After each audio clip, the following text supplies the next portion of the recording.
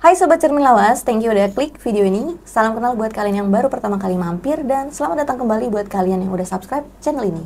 Perkenalkan aku Puan Saragi, bukan Puan Marani ya. Dan pada video kali ini kita nggak menceritakan kisah horor, melainkan kita lagi main ke base campnya Misteri Jalan Buntu. Dan sekarang kita udah kedatangan, kita sih sebenarnya main. Dan sekarang udah ada Bang John nih dari Jalan Buntu. Ayo kita sapa dulu. Halo, selamat malam Bang John. Halo Kak Puan, selamat malam. Nih, untuk video kali ini kita bukan untuk minta cerita Bang John nih. Jadi, tapi minta wawancara aja, santai-santai gitu. Jadi segmen yang ini kita namain PKK tuh Bang. Apa tuh artinya? Podcast kesana kesini. Jauh ya. Jadi kesana kesini ya pokoknya ajak ijik aja kita. Nah, by the way, kalau aku kan sebenarnya nggak terlalu kenal sama Bang John. Nah, tapi katanya Bang John ini sebenarnya udah lama nih kenal sama Niki ya? Iya, bisa dibilang seperti itu. Nah, dari kapan sih Bang awal mula ketemu sama si 2019 apa 2020 ini kayak? Pas masih di channel lama ya? 2019 Pertama? 2019. 2019. Iya. Oke, di apa Bang nama channel pertamanya Bang? Gue masih di Jembatan Hitam dan Niki itu masih di Serem Anjing apa ya? Serem banget Bang. Serem anjir ya? Serem anjir. Serem banget itu channel udah terbengkalai Bang. Gara-gara kebanyakan ke tempat terbengkalai. Jadi begitu. Kurang-kurangin dah ya. Jadi begitu. Oh ya, boleh perkenalan dulu nih Bang John. Bang John ini boleh tahu nggak sekarang lagi aktif di channel apa, kesibukannya apa gitu? Oke, sebelumnya perkenalkan dulu, nama gue John Arya.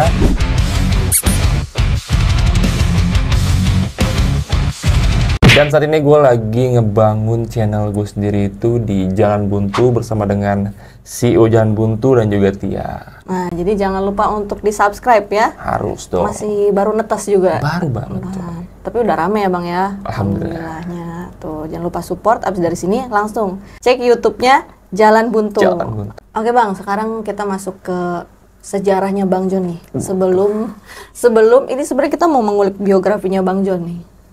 Nah Bang John, ada yang bilang dulu sebelum jadi host nih, host di per-YouTubean horor ini, katanya dulu bergerak di dunia komedi Bang. Waduh. Itu kira-kira gimana ya Bang ceritanya? Bergerak.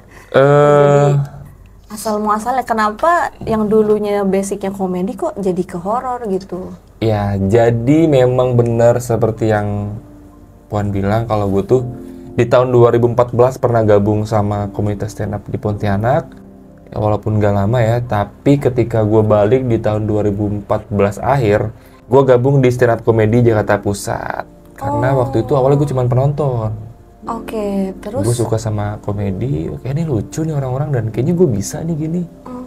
Dan akhirnya gue belajar tuh di situ. Belajar otodidak Bang? Otodidak, cuman ya lewat-lewat YouTube aja lah gitu. Nontonin orang, belajar. Gitu. Tapi mulai di situ sempat ada ikut-ikut audisi atau apa gitu Bang? Sempet ikut audisi beberapa kali juga dan pernah juga tampil beberapa kali di TV juga, ikut-ikut lomba gitu. Menang Bang? Alhamdulillah. Apa nih alhamdulillah? Menang. Alhamdulillah pernah dapat juara juga, pernah juga kalahnya. Ya walaupun banyak kalahnya sih, tapi ya gitulah hidup. Tapi ini keren banget loh, nggak biasa loh Bang. Maksudnya gini, orang kalau misalnya berangkat dia punya channel horor, pertama tuh biasanya kan kita ngakuin sesuatu bakat dan minat kan. Kalau lu kan secara bakat bisa dilihat awalnya tuh udah ada di komedi kan, karena kan udah sempet juara dong, bener gitu kan. Atau mungkin kadang-kadang orang yang punya channel begini tuh karena dia suka horor-horor atau di Indigo ya kan. Biasanya kayak gitu, tapi ini dari komedi bisa ke horor gitu. Kenapa? Itu kenapa tuh Bang? Jadi selain gue suka sama stand up komedi, gue juga suka nulis. Suka nulis. Jadi waktu itu zamannya Kaskus di 2000 berapa ya? 2017-an mungkin, 2017-2018-an mungkin, gue lupa tahunnya. Sempet gue 2017 tuh punya kisah horor juga yang gue alamin langsung di gunung. Kebetulan itu gunung pertama gue juga yang gue naikin. Dan setelah dari situ gue punya kejadian horor. Gue nggak menceritakan langsung kayak podcast gini enggak, tapi gue tuh nulis di Kaskus. Dan gue masukin juga berikut video aslinya. Jadi ada satu kejadian gue nge-record dan temen gue nge-record itu di sana gue denger langsung di rekamannya tuh ada suara tangisan bayi yang jelas banget. Itu jelas banget.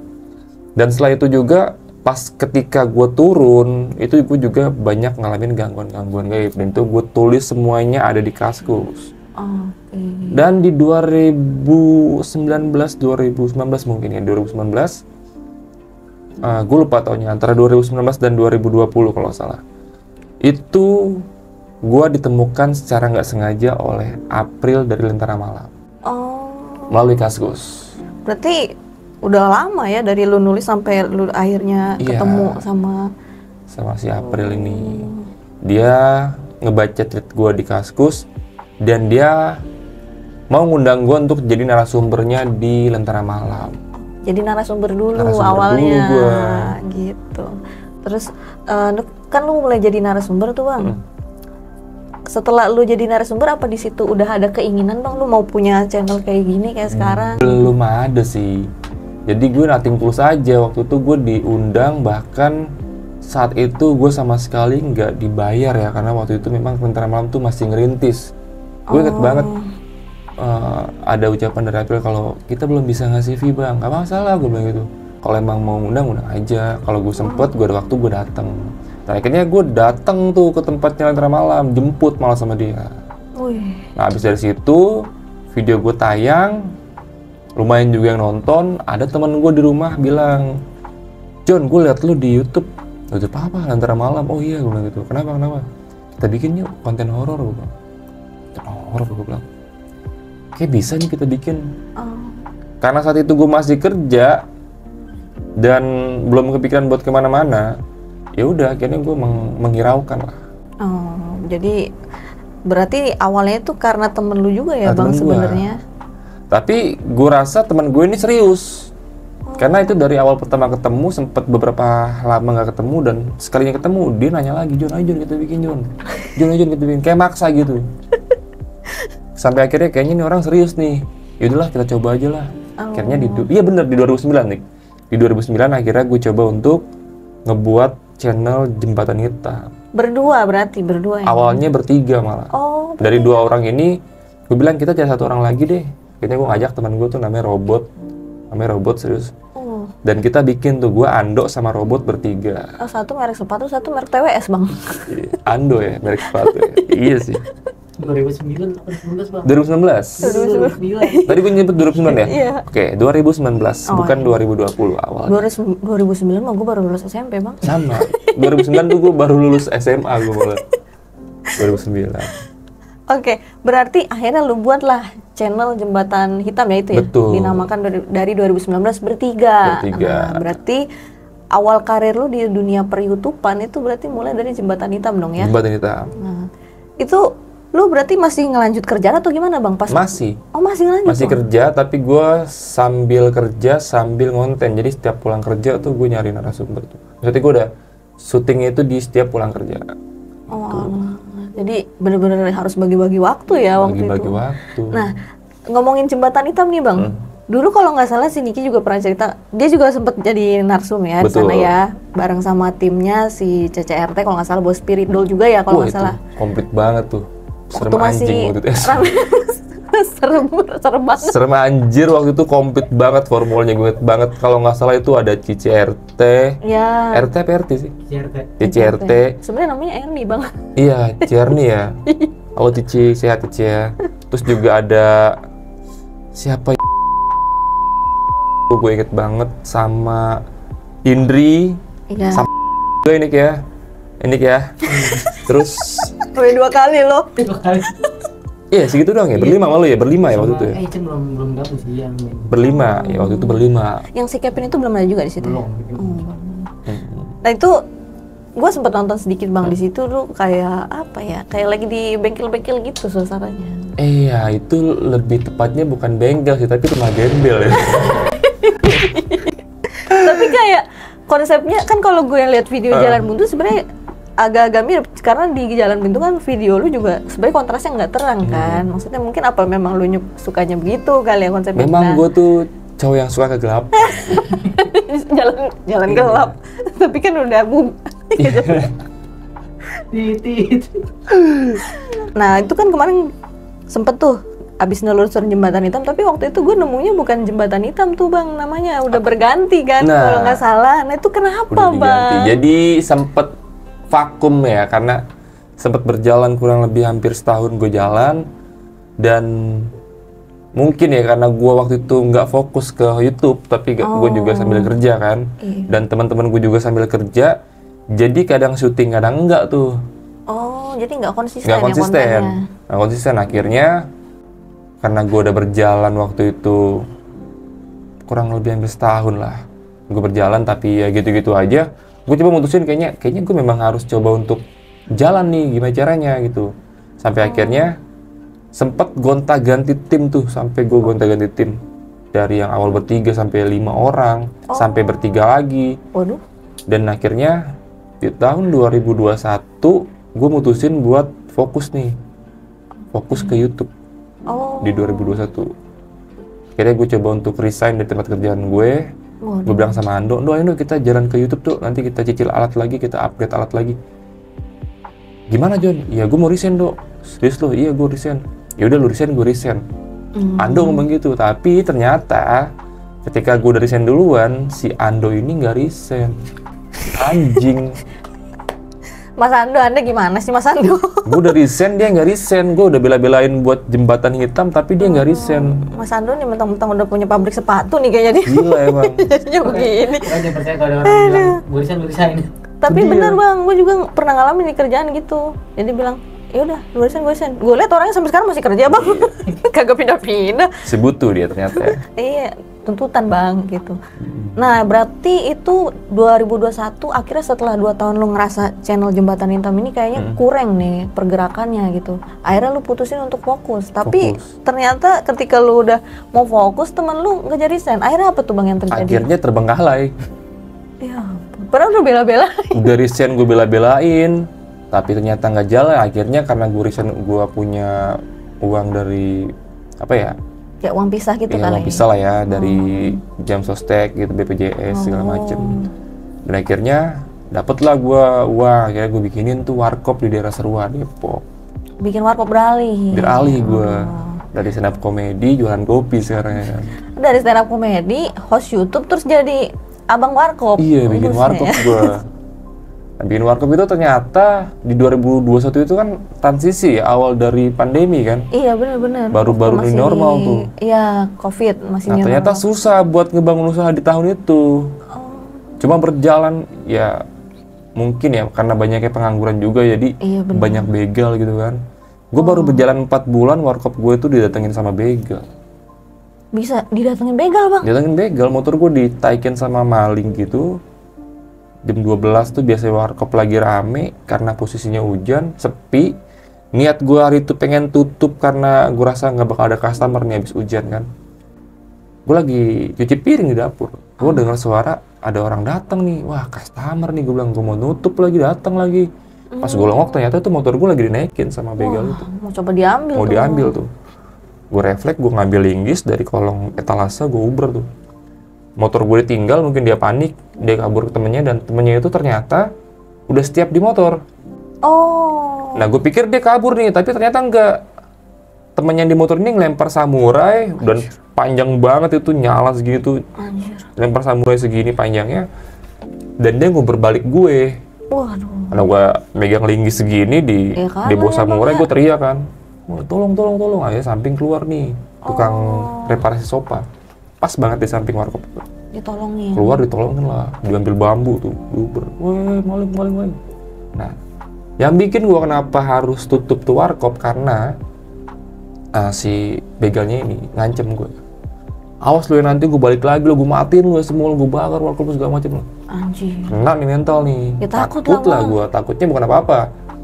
Gue lagi sendiri atau lagi rame, tiba-tiba dia membabi buta ya kan, bacok-bacokin, kasus. Korban nanti banyak ya bang. Akhirnya berarti warkop bertahan berapa bulan tuh bang? 6 bulan. 6 bulan? Itu kejadian 4 bulan, sempat bertahan 2 bulan dari kejadian itu, sempat bertahan 2 bulan, tapi karena gue bukanya dari siang sampai jam 12 doang, harusnya tuh ramenya dari jam 12 ke pagi, jadi pemasukan gue berkurang. Karena lu tadi nggak berani ya, kalau udah malam. Nggak berani gue. Takut didatengin lagi pasti. Iya. Ya udah akhirnya gue jual tuh warkop. Tapi setelah dijual itu warkop lu tuh jadi apa sekarang? Jadi warkop lagi. Jadi warkop. Tapi lebih bagus. Berarti Lebih cuma bagus. pindah owner doang dong, mengganti Bener. owner. Jadi kan gue sempet ngepost tuh ya, gue mau take over warkop dan yang beli ini pengusaha, bener-bener pengusaha warkop nih, orang Kuningan. Jadi memang passionnya kali ya kan. Iya benar. Dan itu kan warkop tuh full, namanya tuh warkop Jembatan Hitam tuh, warkop JH tulisannya tuh. Dan waktu mau dibayarin sama dia, sempet gue bilang, ini banner-bannernya terus backgroundnya pengen dicabut nggak atau mau dipakai aja, gue begitu. Kayak dipakai aja deh bang. Kayak ini warkop membawa rezeki nama ini tadi. Wih. Oke, gue begitu ya kan. Dia nggak tahu kalau channel gue bungkus. Gara-gara Jembatan Hitam gue jadi nganggur, dia nggak tahu. Tapi dia mikirnya gitu kan. Tapi ternyata bener sampai saat ini, dari tahun 2021 kan tuh kejadian. Sampai saat ini itu warkop masih berjalan dan masih pakai nama Jembatan Hitam. Waduh, lu harusnya dikasih royalti tuh bang. Tapi royaltinya ada. Oh, ada, Tiap bener. kali gue kesana tuh selalu gratis. Di privilege. Iya, selalu gratis karena masih kenal juga sama ibunya sama bapaknya gitu. Tapi bang, lu berarti dari setelah yang si warkop ini lu kegiatannya apa bang? Apa lu kerja lagi ke kantoran? Itu dia. Dan setelah gue dari warkop, karena gue punya uang yang tadinya gue habis take over warkop nih, Oh iya benar. itu kan masih ada uang tuh. Modal lagi kali. Udah lagi nih, akhirnya gue bingung nih, gue mau ngapain nih, gue punya duit nih. Lumayan lah, akhirnya cobalah usaha lagi lah. Gue bikin usaha online tuh. Usaha online bang? Online. Sorry.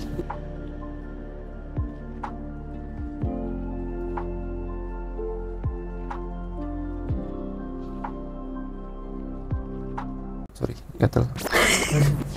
Kemana-mana. Dan akhirnya karena gue punya uang dan gue juga saat itu belum kerja, gue mutusin buat coba usaha lagi. Gue mikir nih usaha apa nih. Akhirnya karena istri gue kan jago banget masak nih, Wah, makanan itu selalu enak tuh, apa yang dimasak sama dia itu selalu enak. mantep nih. Dia bilang, "Mah, kita bikin usaha online aja lah." Gue bilang, "Kamu bikin apa?"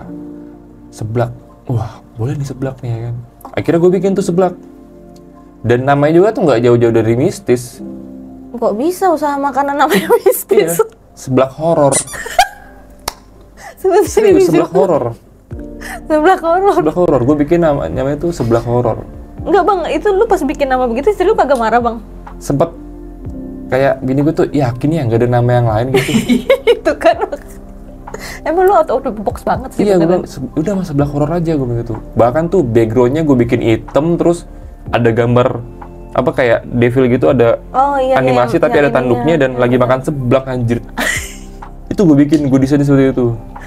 Gue usaha di rumah tuh. Tapi ya mungkin gue nggak ada basic di dunia usaha kali ya. Oh, Cuman berjalan 2-3 bulan, bangkrut. waduh.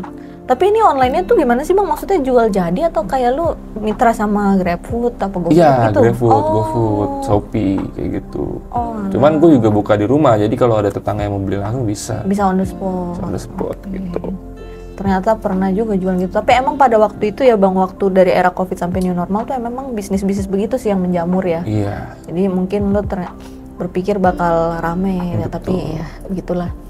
Nah, terus ini lu dari perjalanan listnya udah ada lagi nih jadi pengusaha online. Ini lu banyak banget jenis usaha lu bang.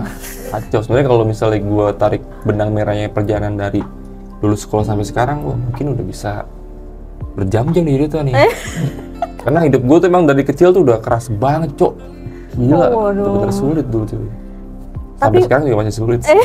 Tapi kan kita nggak tahu bang, mudah-mudahan setelah dari sini ya mudah-mudahan semuanya tambah baik ya. Amin.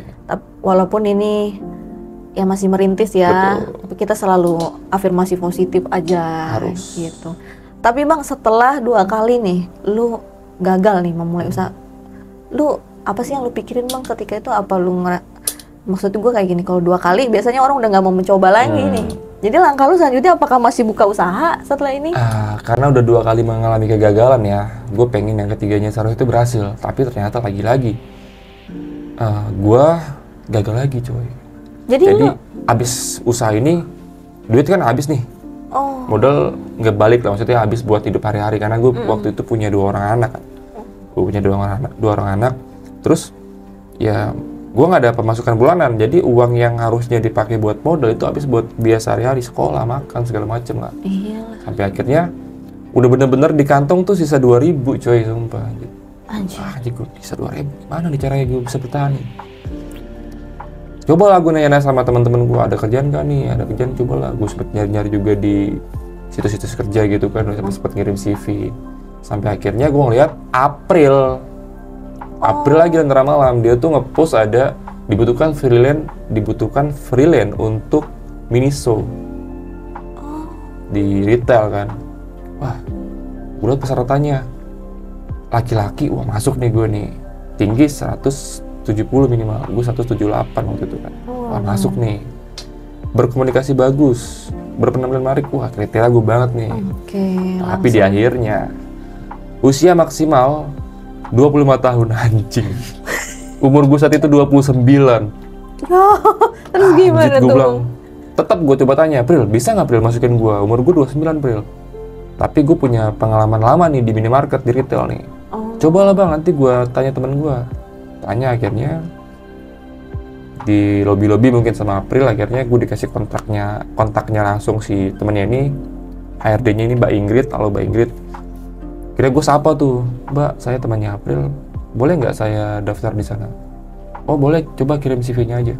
Dikirim CV sama dia. Tapi ini mentok umurnya 25, iya Mbak, tolonglah, bisa kali gitu. Yaudah deh, datang aja nanti. Kira singkat cerita diterima lah gue di Miniso.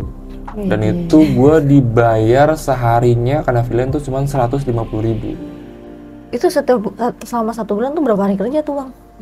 20. Tapi nggak full dong? Full, dalam sebulan tuh full. Cuman libur seminggu sekali. Sama kayak kerja aja, cuman beres 150.000 sehari. Sekitaran 3 juta something kali ya? Ya segitulah. Lalu bertahan berapa lama jadi freelance? 1 bulan, 2 bulan, 3 bulan. Jadi abis 1 bulan pertama sempat berhenti beberapa hari, tawarin lagi. Tapi pindah tempat. Di tempat awal tuh Cinere. Terus tempat kedua gue dipindahin ke Pondok Indah. Tempat ketiga gue dipindahin ke Serpong, jauh lagi Jauh tuh. banget. Dan di bulan keempatnya gue dipindahin di CNI, Puri, Kembangan. Nah di CNI itu berjalan lama tuh, karena abis dari freelance ternyata ada tawaran untuk karyawan sebenarnya. Tapi ya itu, sebelum gue deal-dealan karyawan, Jamal dari Lentera Malam tuh telepon sama Adit, Jon gue pengen ngomong sama lu nih. Ya gue lagi kerja nih, saat itu gue lagi ngasirin tuh, lagi jadi kasir gue. Lagi ada yang beli. Iya lagi ngasirin. Yaudah gue angkat telepon, gue izin sama atasan gue, Abang Imam, bang gue izin bentar ya angkat telepon. Yaudah sana. Jamal bilang, Jon gue pengen ngajak lu gabung di Lentera Malam nih. Buat apa nih? Spotify. Spotify itu. Oh yaudah. Kapan bisa ketemu? Besok gue bilang gitu. Ya deal-dealan segala macem. Udah nih, gue ngambil job dari Spotify. Tapi ketika gue mau ngajuin resign sama supervisor gue tuh bilang, lu yakin mau resign? Nah kenapa? Gue bilang, nih dia ngirimin, lu buka WhatsApp deh kata dia. Itu posisi gue sama telepon tuh, ngomong gue mau resign kan. Lu buka WhatsApp deh, tuh lihat udah gue kirimin. Ternyata dia ngirimin surat pengangkatan gue tuh. Dilema nih gue, anjir. Lu berarti mau diangkat jadi staff gitu? Mau diangkat jadi staff. Wah dilema nih gue nih. Wah pikir gue udah deal-dealan sama Jamal lagi ya kan. Mana ya? Ya bismillah nih gue bilang. Udahlah bismillah aja lah. Akhirnya gue ambil job di Lentera Malam.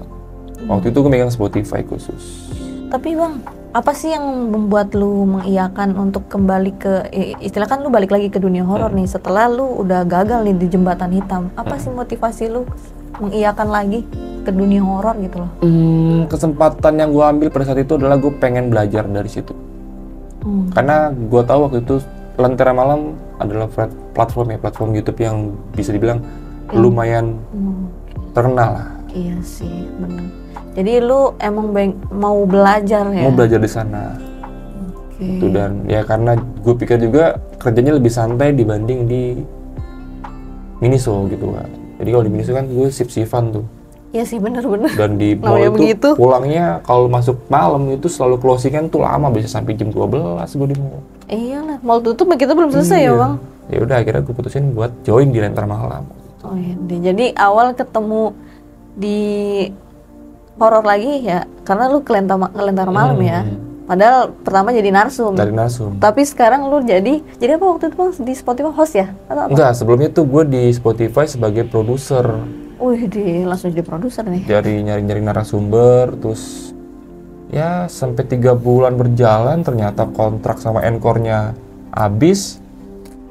Sempet ada pikiran, anjing masa gue cuma 3 bulan doang di sini, gue udah bela-belain untuk ngambil kerjaan di sini yang harusnya gue di Miniso gitu kan. Terus akhirnya gue bilang, Mal gimana nih Mal, Dit 3 bulan doang gue di sini. Enggak, Jon, tenang aja, gue udah mikirin lo. Lo nanti bakal gue coba pindah ke YouTube-nya Telusur. Telusur, jadi waktu itu ada anak channelnya Lentera Malam, itu namanya Telusur. Hostnya masih Adit sama Jamal waktu itu. Oh, jadi mereka ada selain Lentera Malam ada Telusur, tapi dua-duanya masih mereka yang nge-host ya? Masih mereka yang host. Itu subscribe-nya masih 40 ribuan lebih lah. 40 ribu? 40 ribu lebih. Itu masih di tahun 2021 tadi Bang? Enggak, itu udah 2021 kalau nggak salah nih. Pas pertama kali join di Telusur? Betul. Oke, berarti lu ke Telusur, nah di situ kalau nggak salah kan awal konsep Telusur kan itu lu explore kan? Jadi kegiatan lu di sana cari narsum juga? Waktu itu hostnya masih Jamal sama Adit, ya tugas gue di sana ya sebagai tim lapangan, gue nyari tempat, gue nyari narasumber. Gue setiap hari Selasa tuh udah keliling tuh naik motor tuh ke daerah mana aja, Jabodetabek lah, bahkan sampai gue ke Bogor, ke kaki gunung Bogor gue sendiri, gue nyari narsum, nyari tempat juga. Itu gue ngurusin perizinan, nyari narasumber, sama apa ya semuanya lah, ngatur jadwal syuting juga. Dan di hari Selasa itu gue harus bawa 2 tempat dan 4 narasumber yang harus dipakai di syuting itu di hari Selasa sama hari Kamis. Berarti hari Kamis sama hari Sabtu. Berarti repot juga ya Bang? Iya, jadi Selasa itu gue harus bener-bener nyari narsum 4 sama 2 tempat. Karena harus syuting Kamis ya kan? dan Sabtu. Oh. Ya, jadi tuh dari pagi sampai malam, kadang-kadang kalau gue belum dapat tempat yang pasti nggak pulang gue. Iya, karena udah harus syuting kan, Iya, udah ada jadwalnya. Hari Rabunya itu kan udah harus ke kantor tuh, kita udah bawa materi yang hari Kamisnya itu dipakai buat syuting sama hari Sabtu. Nah, selama lu mencari-cari narsum gini atau mencari tempat-tempat yang mau dikunjungi, ada nggak sih Bang kejadian-kejadian lucu atau mungkin yang menurut lu kayak yang sulit gitu perjalanan lu, yang ribet gitu? Karena kan itu kan harus, apalagi tadi berkaitan dengan perizinan ya Bang. Dan yang namanya tempat-tempat kayak gitu makin kesini udah banyak orang yang kalau kita mau pakai tempat pasti dia minta bayaran komersial. gitu. Itu kan karena dia udah tahu nih ada duitnya nih ditayangin kayak gitu. Banyak sih suka dukanya ya, karena di Telusur itu kan dari awal gue itu kan memang udah ke lapangan ya. Kalau untuk yang sukanya dulu deh, sukanya itu mungkin karena emang basicnya gue juga suka jalan-jalan, jadi nggak ngebosenin lah. Sukanya gitu. Dan gue juga bisa dapet kenalan dari orang-orang yang baru gue temuin. Karena nih gue random banget nih. Misalnya tujuan gue hari ini gue pengen dapetin penggali kuburan. Ya hari Selasa itu gue harus ke kuburan. Kemana-mana aja tuh. Ada orang lagi gali tanah ya kan, gue tanyain, Bang gali kubur ya? Bukan, saya gali kabut. Pokoknya ada orang-orang yang lagi gali-gali gitu, gue samperin lah. Kenalan terus, Pak ada cerita nggak Pak? Pak ada cerita nggak Pak? Ya bener-bener gue kayak nyari banget gitu. Ada orang yang misalnya gue cari, besok gue harus syuting sama supir ambulan, ya gue cari tuh supir ambulan di mana nih, tempatnya gue cari juga. Tapi ya impactnya ya gue bisa kenal sama mereka, gue bisa tahu mereka. Jadi banyak relasi lah di luar. Relasi lu punya banyak informasi juga ya. Banget. Jadi tapi Bang, selama lu mengunjungi kayak gitu, lu terkait perizinan lagi, pernah nggak sih lu ngalamin kayak apa namanya, mungkin susah nih dapet izinnya atau mungkin lu dipersulit gimana? Banyak tuh. Yang paling parah itu pernah gue dapet tempat di daerah Jakarta ya, dekat stasiun. Itu dia minta 8 juta 8 untuk juta? sekali syuting. 8 juta 8 Bang? juta. Sekali syuting berapa jam sih Bang paling lama? Ya pokoknya seharian itulah, dari sore ke malam. Dia minta 8 juta. Udah kayak harga hotel bintang 5 Bang. Gila itu. Dan itu yang ngasih harga security, satpam. Lah, pinter-pinteran dia bang. Gila gue bilang 8 juta. Terus akhirnya lo ambil bang? Ya enggak lah, mendingan gue tabung Iya. daripada ngasih dia ya kan. Nih makin Parah. aneh-aneh nih sekarang nih orang-orang bang.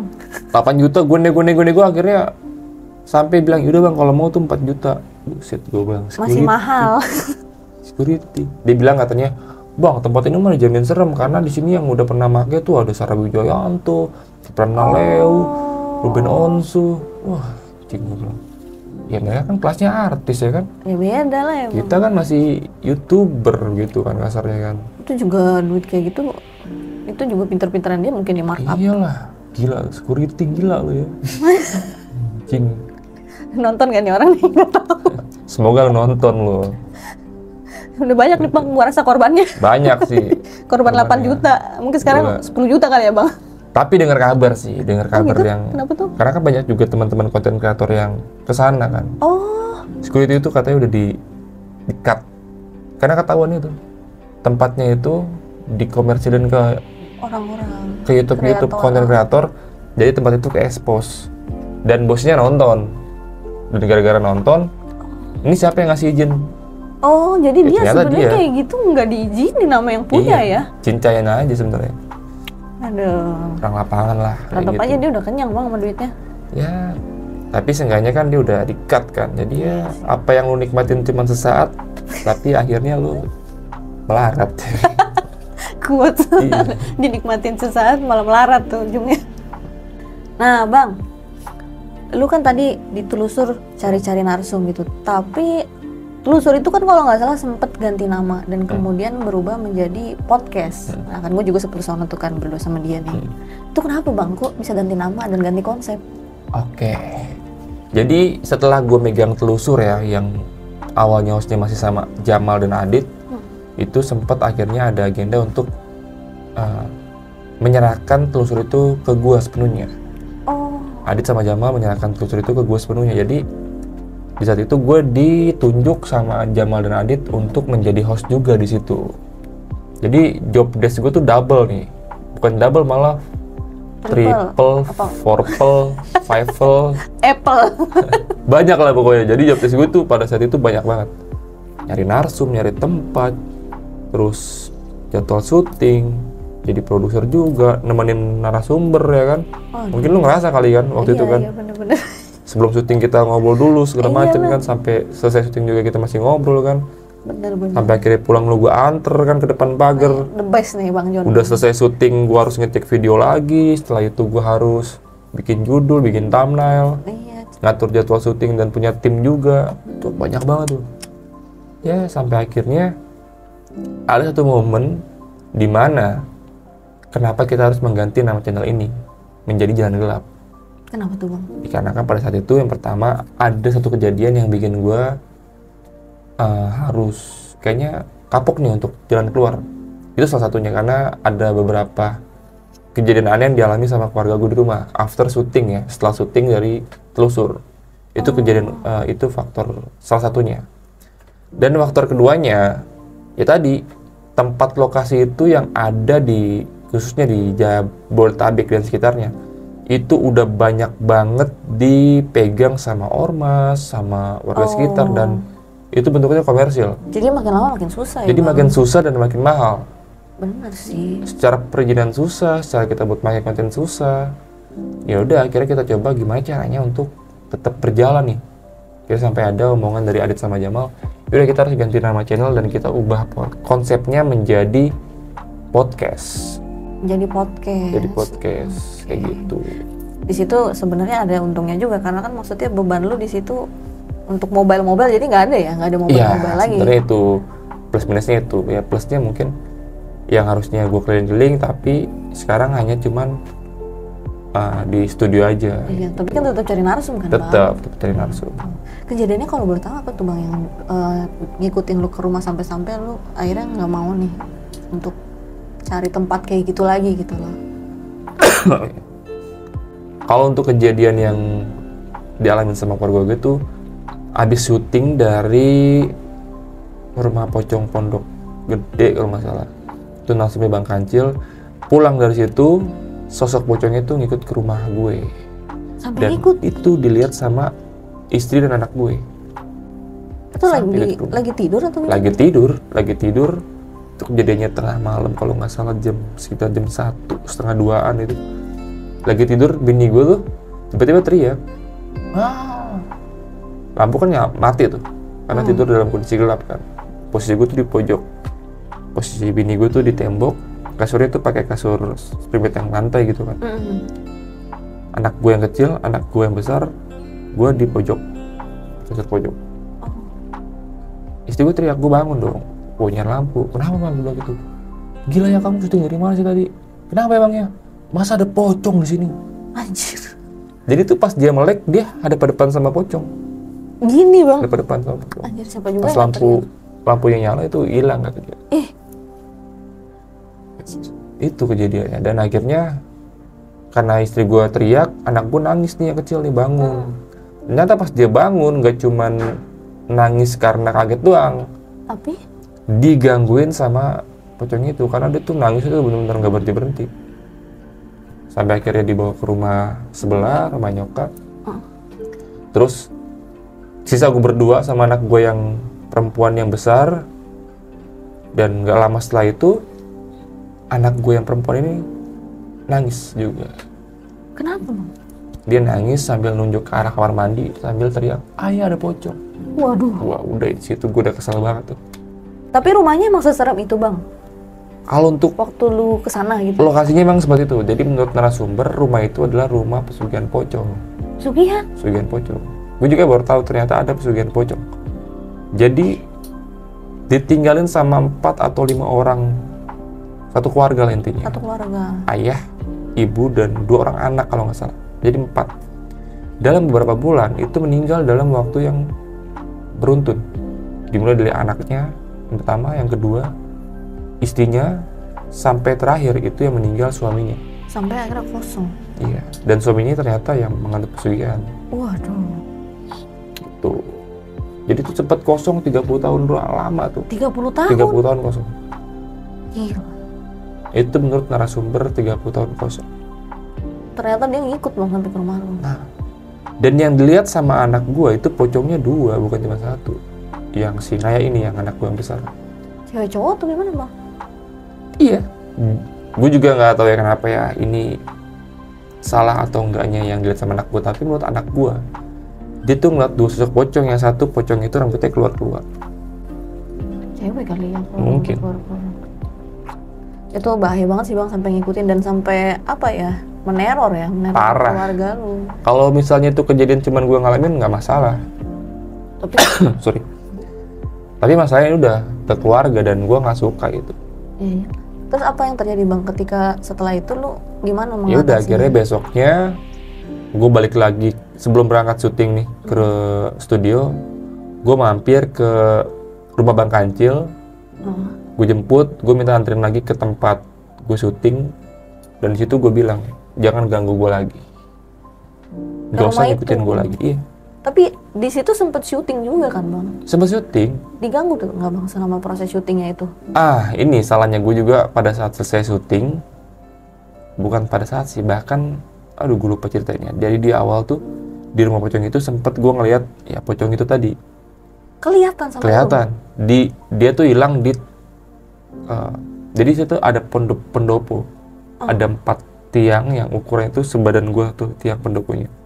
Jadi tuh kejadiannya maghrib. Tuh pocong itu ngintip dari pendopo itu. Oh, Posisi gue tuh jaraknya sekitar 10 meteran lah dari pendopo. Dan gue saat itu lagi jongkok. Sampai gue bangun dan gue samperin tuh dia gini nih. Kayak ngelongok gitu, terus pas gue deketin dia begini. Hilang. tapi disamperin sama lu ya? Samperin. Berani banget lu. Ya gue pikir itu apa ya? Yang gue penasaran juga, gue pikir itu apa gitu kan. Ternyata pas gue tegesin itu pocong. Sorry gue batuk anjir. Gimana bang Jo? Ya, Berarti memang lu selama syuting juga udah ditampakin ya? dan ditambahin. Dan setelah syuting juga salah gue juga sih. Nggak pamit gitu atau gimana? Gue pamit malah gue bakarin rokok 1, gue taruh di tempat di tengah-tengah, gue bilang. Jadi gue punya kebiasaan tuh kalau habis datangin tempat-tempat kayak gitu, gue selalu bakar rokok dan gue taruh. Nggak tahu kebiasaan gue tuh kayak bukan ritual tapi kebiasaan aja. Bentuk gue untuk menghargai tempat itu, bentuk gue untuk menghargai respect gue lah sama mereka karena gue udah pakai tempat lo nih. Iya sih. Secara nggak langsung gue udah ngeganggu lu nih, ini lalu nih rokok nih, gue gituin lah asal gitu, ini rokok nih biar lu anteng lah, gitu ya. Jadi gue taruh rokok dan gue bilang, makasih ya udah dipakai makasih ya udah dan di situ gue bilang makasih ya udah diizinin syuting di sini. Mohon maaf kalau saya ngeganggu, gue bilang gitu. Dan di situ gue dengar suara, dia ngedek, gitu. Kayak dijawab gak sih? Kayak dia, Dia datang lagi, jangan-jangan minta rokok lagi kali Bang. Gak tahu, pokoknya itu terdengar dari ruangan itu, Bang Gema. Kayak orang ngedem. Dari dalam rumah? Iya. Wah, gue bilang, gak ada respon nih, gue bilang. Udah tuh gue jongkok, kan posisi gue jongkok tuh, sambil jongkok. Gue bangun, gue bilang, udah ya, izin pulang, gak usah ganggu. Kalau mau ikut aja, tapi gak usah ganggu. Sarannya gue ngomong kayak gitu. Wah, lampu hijau nih. Iya. Ya besoknya bener, dia Lampu ngikut. hijau. Gila.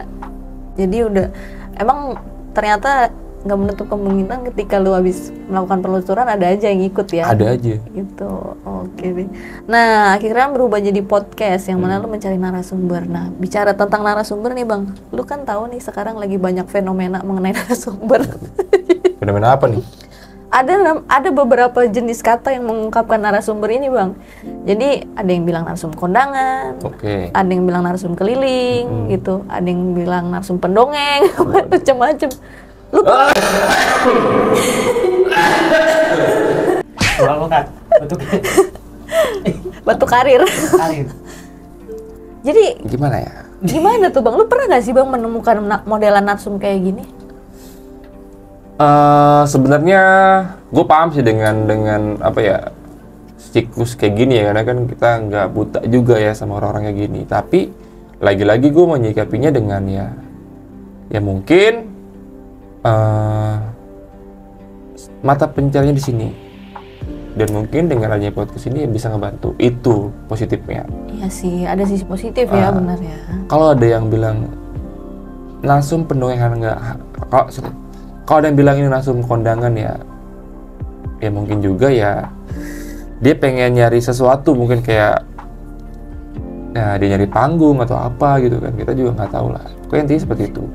Dan kalau untuk narsum yang pendongeng handal ya mungkin emang dia banyak ceritanya atau mungkin dia juga dapat cerita dari mana tapi dia yang ceritain, gue nggak tahu. Pokoknya intinya selama itu nggak mengganggu konten gue, nggak masalah. Iya sih. Itu sih intinya.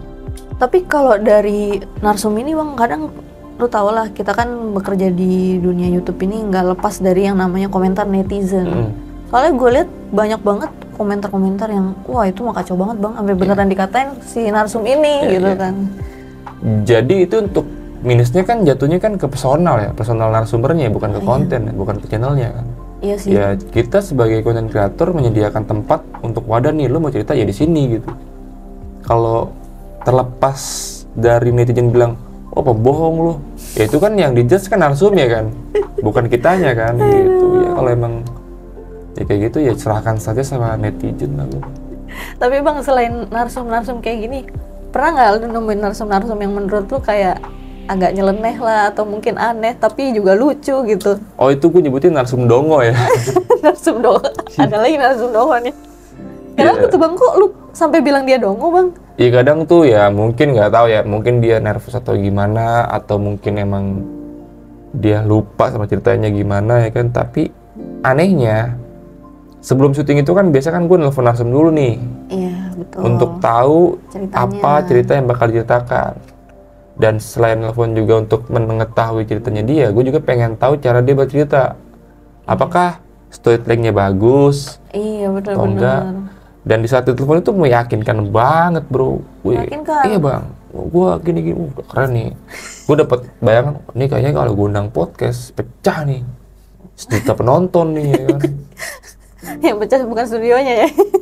Ternyata penonton Kenapa tuh? ketika diundang dateng ble ceritanya kemana, ngomongnya kemana. Waduh. Jadi gimana tuh maksudnya, lama dong kalau kayak gitu? Lama. Kan pasti dia berhenti kan Lama. bang, karena mikir ada yang kelewat kayak Iya, gitu dia- kan.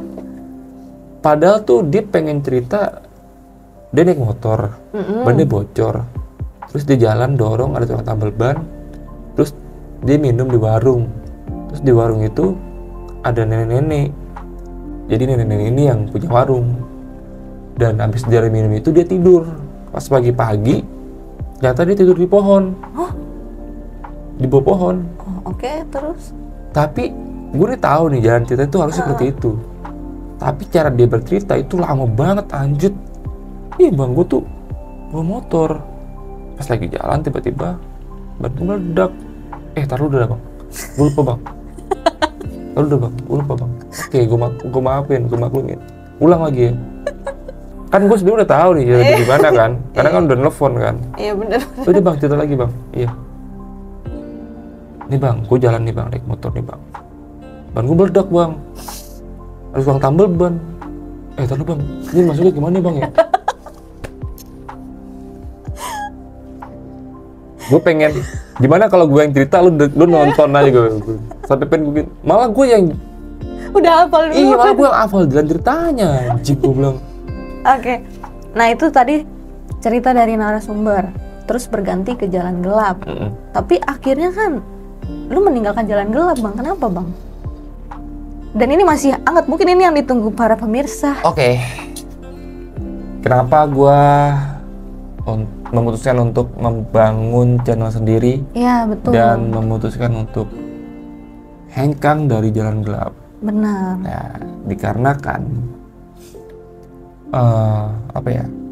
Gue bukan cuma sekedar follower, tapi gue juga pengen jadi trendsetter gitu. Oh. Karena kan statusnya pada saat itu di jalan gelap, gue adalah seorang karyawan. Walaupun berangkat dari temen ya, Iya. tapi tetap status gue adalah karyawan. Jadi masih kerja sama orang. Masih kerja sama benar orang. ya. Dan di itu gue pengen, kayaknya gue punya potensi di luar sana yang mungkin bisa gue kembangin. Itu, kayak gue punya potensi nih di sana, di luar sana gitu kan. Sampai akhirnya, ya itu, gue mutusin untuk resign dengan pertimbangan yang sangat-sangat sulit sebenarnya. Sangat-sangat sulit gue harus mutusin untuk resign. Padahal saat itu di jalan gelap lagi hype-hypenya, lagi tinggi-tingginya penontonnya, tapi gue mutusin untuk resign. Iya, karena kalau nggak salah terakhir gue lihat waktu masih ada lu tuh udah 400-an, Bang. 400 ribuan. 450. Iya, sekitar 400 ribuan subscribernya. Dari awalnya tadi 40 ribu, udah 10 kali lipat ya. Iya, Tapi dengan berat hati lo akhirnya memilih untuk meninggalkan itu semua. karena memang ada hal lebih besar yang lu incar juga ya, Bang ya. Iya, sebenarnya bukan karena gue nggak bersyukur dengan apa yang udah gue dapetin, tapi seenggaknya gue pengen apa yang udah gue kerjain itu setimpal aja sih dengan pendapatan yang gue dapet, seperti itu. Jadi karena gue rasa mungkin di luar gue punya lebih banyak peluang untuk bisa mendapatkan lebih banyak, ya kenapa nggak gue coba di luar? Iya benar sih, karena kan maksudnya kita juga sampai kapan mau kerja sama orang, Itu benar dia, nggak sih, Bang? karena kan gue juga pengen nih sukses di YouTube, punya banyak cuan, gue bisa mempekerjakan teman-teman gue yang mungkin lagi butuh pekerjaan ya kan. Tuh dengar tuh.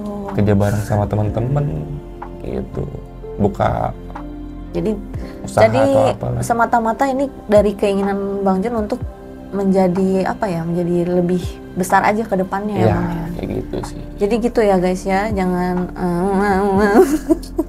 Ya mungkin ada cerita-cerita di luar yang masuk. Ya intinya serah kalian mau berbicara apa. Ya gue nggak pernah mikir itu sih, karena yang gue orang yang tahu apa yang terjadi sama diri gue sendiri. Iya Itu benar. aja. Dan gak mungkin harus gue ceritakan semuanya lah. Tapi intinya ini bukan karena hal-hal yang kurang baik ya, Bang, maksudnya lu Bukan. pergi dari sana gitu. Untuk saat ini komunikasi gue sama antara malu masih baik-baik aja. Sama Jamal, sama Adit, sama tim masih baik-baik. Karena gue juga berasal dari temen, dan sampai saat gue keluar pun gue masih menganggap mereka teman. Nggak ada yang berubah, coy. Nggak ada yang berubah. Berdasarkan mungkin karena lu ngerasa udah siap juga ya kan, maksudnya siapa sih yang nggak tahu Bang Jun? Cek lah. Udah terkenal nih. Ini personil ke 9 BTS nih. Wow. Jadi maksudnya orang udah banyak yang tahu lu juga gitu bang ya? Nggak banyak juga sih, Jadi- seenggaknya ada lah yang kenal dikit lah ya. Live lu ramai mulu ah. Ya seenggaknya gitu lah. Jadi ya mungkin apa yang gue dapet dari jalan gelap ya bisa gue terapin di luar ya karena itu juga. Karena gue ngerasa ya udah ada sedikit orang yang tahu gue. Jadi gue Iya percaya diri sih. nih buat ngebangun konten dan gue rasa ya gue bakal bisa nih di sini. Jadi visi dan misi lu untuk belajar di Lentera Malam ini berarti berhasil bang menurut lu? Ya. Kan lu awalnya mau belajar tuh bang, keinginan awalnya. Betul. Belajar dan juga ya cuan juga sebenarnya kan. Ya bisa bilang berhasil lah. Oke, berarti ada baiknya juga ya maksudnya. Lu jadi punya banyak ilmu ketika lu bikin lagi. Harapannya sih untuk channel yang kali ini Jalan Buntu lebih sukses ya bang. Harusnya. Tapi lu nggak ada sedikit apa ya maksudnya? Lu kan udah pernah nih bang bikin channel sendiri gitu. Terus lu sekarang mau bikin lagi, ada nggak sih sedikit keraguan gitu? Karena apa ya? Mungkin takut nggak bisa lagi kayak yang dulu gitu loh. Oke, sebenarnya ada omongan kayak gini juga yang gue dapet ya, gue input ada yang bilang sama gue pernah bikin channel sendiri dan gue gagal, dan setelah gagal gue coba lagi bikin sendiri lagi, Iya benar. dan gue berharap lu nggak gagal. Iya. Itu kan konotatifnya seperti apa sih, lu yakin atau enggak sih sama gue gitu Iya. kan? Kayak Maksudnya lu tetap gitu pengen coba lagi gitu loh. itu konotatifnya tuh kayak kok ada orang yang ngomong kayak gitu ke gue, berarti secara nggak langsung dia nih ngeremehin gue nih. Oh. Gue pernah dapet omongan kayak gitu, dan ya gue buktikan nanti ketika gue nanti bisa punya channel sendiri dan gue kerja sama tim gue yang baru kayak Bang CEO sama Tian, ya gue bakal lebih konsisten. Dan gue pengen ketika nanti gue sukses, lo orang pertama yang gue kasih tahu ini lo. Savage banget Iya. ya. Gue jadiin motivasi aja sih, nggak pernah gue jadiin beban sih. Berarti emang apa ya, kerinduan lu juga untuk, maksudnya karena pertama lu udah nggak bisa, jadi lu bener-bener mau buktiin nih kalau lu sebenarnya bisa. Yes. Gitu. Masih ada kesempatan kedua, ketiga, dan keempat. Buat yang masih mau berusaha. Kalau lu gagal, coba lagi dengan cara yang berbeda gitu. Widih, keren banget loh. Oke. Tapi bang, ini agak unik ya bang, maksudnya dari Jembatan Hitam, terus ke Telusur, Jalan Gelap, nah terus Jalan Buntu. Ini nama-nama ini tuh jadi kalau dirangkai itu kayak satu perjalanan bang Iya. gitu.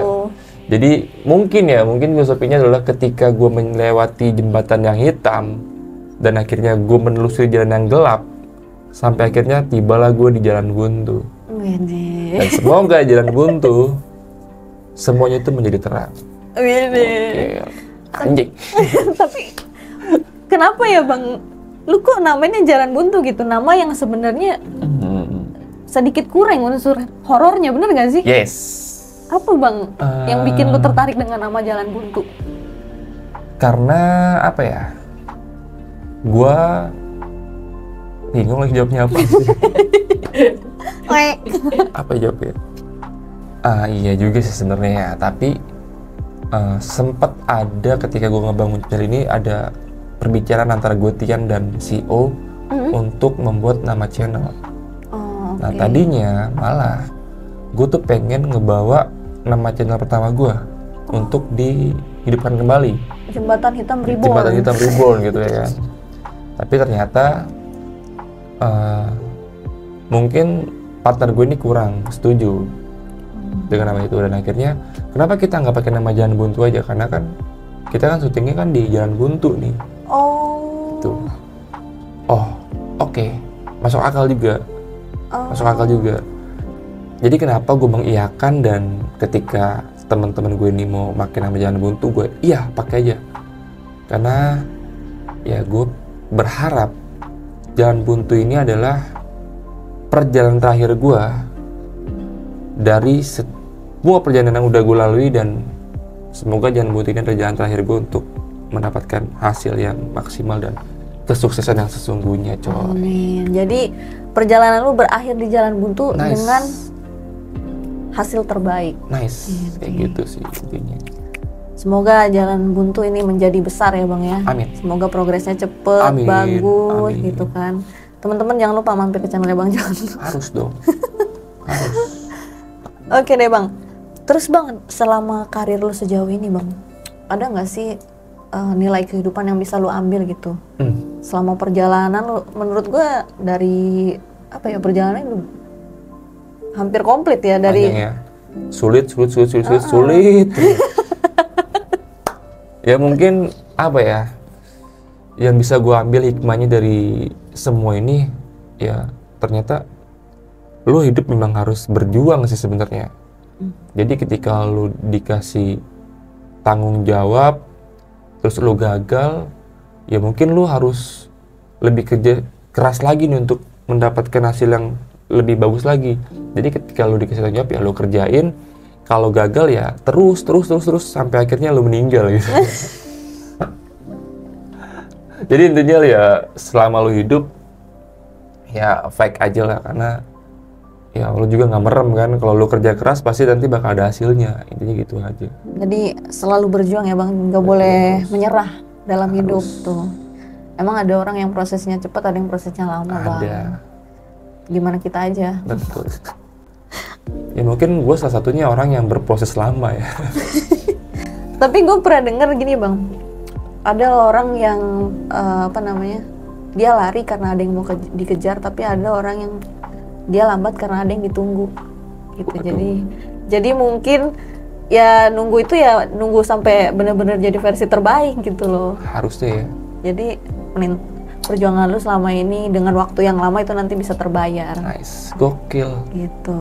Oke, jadi itu tadi perbicaraan kita sama Bang Jon nih. Sebelumnya makasih banyak ya Bang Jon ya udah Sama-sama. diizinin mampir, ngobrol dan cerita. Banyak banget nih hal-hal positif yang bisa kita ambil dari ceritanya Bang Jon. Sekali lagi kita tetap berdoa juga buat Bang Jon supaya channelnya Bang Jon ini berkembang dengan pesat. Amin. Begitu juga dengan Cermin Lawas. Harus ini. dong. Oke, gue juga mau ngingetin kalian untuk jangan lupa like, comment, subscribe, juga share video ini ke teman-teman kalian, ke sosmed kalian, biar channel ini tambah berkembang nih, dan kita makin semangat buat bikin video selanjutnya. Dan kalau kalian ada request nih untuk siapa sih YouTuber horor yang mungkin kita wawancara selanjutnya, boleh banget komen di kolom komentar. Oke, gue Puan Saragi, bukan Puan Marani, dan Jon Arya Jon. sampai ketemu di video berikutnya. Bye.